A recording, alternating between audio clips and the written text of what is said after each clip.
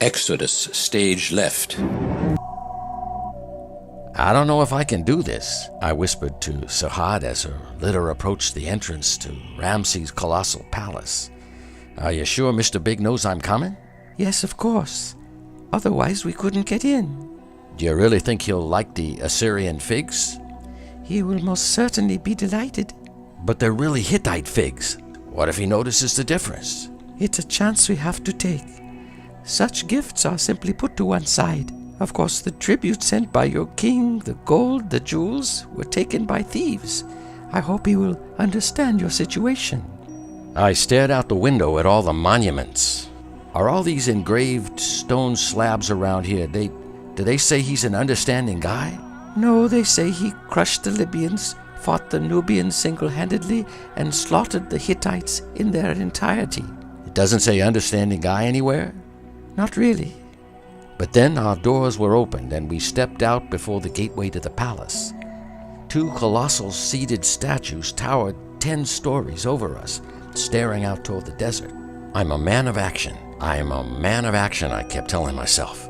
An older guy in a golden skirt came out of a barely visible side door, greeted us formally, and guided us up a majestic flight of stairs and through a massive portal beyond.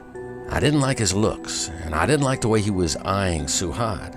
Within the palace, servants and functionaries moved about smoothly and silently, carrying scrolls or stone tablets of various sizes.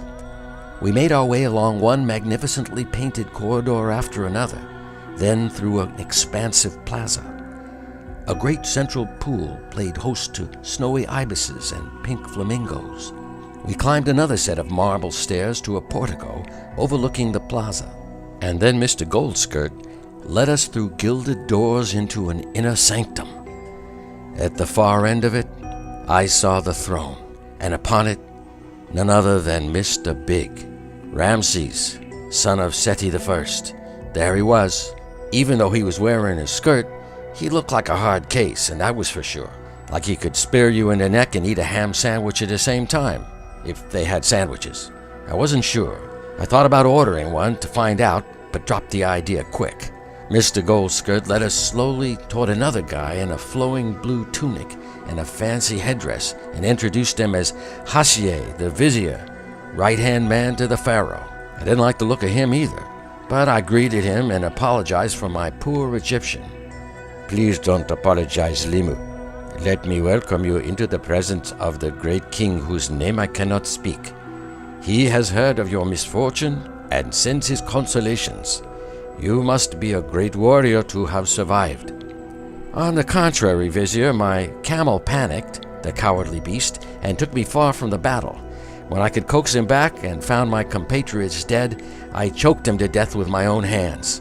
A titanic struggle it was, but when my fury subsided and the camel had breathed his last, I realized I had lost my means of escape from the desert. Then began a long and blistering trek. But Amun-Ra sustained me, and here I am before you. Surely then the gods wish our nations to be at peace. Well and truly spoken, Limu. Call me Ash. I beg your pardon. Okay, Limu is good. We'll go with that. Let us approach the throne, then. The great king whose name I cannot speak awaits you. So, Suhad and I followed Mr. Hashieh toward the throne, where the pharaoh sat in all his splendor. He had gotten himself a big mango. With one hand he was taking bites from it, the juice dripping from his chin and down his arms. In the other hand, he held a golden scepter with a falcon's head on it. I followed Suhad's lead and prostrated myself before the king. He spoke. We welcome you, Limu, noble leader of our Assyrian neighbors. We wish you well and safer journeys than the one you have just taken. You may rise. It occurred to me that Ramses might be from the southern part of Egypt. We have sent soldiers to search for these bandits. Perhaps they will recover the gifts you lost. But it is no great matter, Limu. You can see the unparalleled glory which surrounds me. All the same, tell your king upon your return to Assur to send me twice as much gold as he did this time. It will be done, great king. I bowed low and reminded myself to stay the hell out of Assyria. Now Ramses turned to my beautiful companion. Suhad, we thank you for rescuing our visitor from the sands. Amun-Ra placed you there in his wisdom. It was my good fortune, great king. He is very brave and fought both river beasts and attacking bandits in my presence. Yes, we know of his bravery.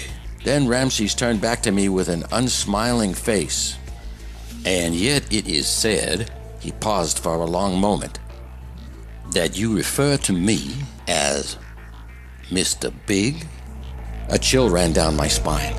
I felt like I'd gone over Victoria Falls in a papyrus bucket, or like the crocodile had come back with 12 of his buddies. Ramses seemed to swell in size and loom over me like Horus the falcon god himself. Well, your majesty, that is, I... Silence! Ramses' voice became low and harsh and rasping. Do you not know that the eye of the pharaoh is everywhere, that nothing is unseen to me? All things are visible to Horus, Lord of the skies. Tremble before my infinite power, you lowly ant. I felt the best thing at that point was more prostration. I hoped all the prostration wouldn't damage my prostate, but I had to take the chance. Suhad bowed too, but I don't think women have those anyway. The two of us said nothing. Silence fell over the room. Mr. Big, you say? Mr. Big. He paused for another endless moment. You know, I kind of like it. After all, I am big. I'm the biggest. How about Mr. Biggest? No, that doesn't have the same ring. Mr. Big, that's the one. Rise again to your feet, my vassals, and fear not the wrath of your king. He stood up from his throne and raised his scepter. Hear now my words, he roared. I grow tired of hearing a great king whose name I cannot speak every day. I mean, if you say that, that's my name, right? So you say my name anyway. What's the point? And it's too long. It makes me crazy. Let it be known throughout the palace that all shall henceforth call me Mr. Big. Mr. Big. Much easier. But write not this appellation in stone, for it is not befitting that future generations know of it. It's just for around the palace, okay? He returned to his marble throne and turned to us. Now you two go get lost before I change my mind. Oh yeah, and Limo, thanks for the Hittite figs. Actually, that is, you two get out of here. Scram. It's time for my dancing girls.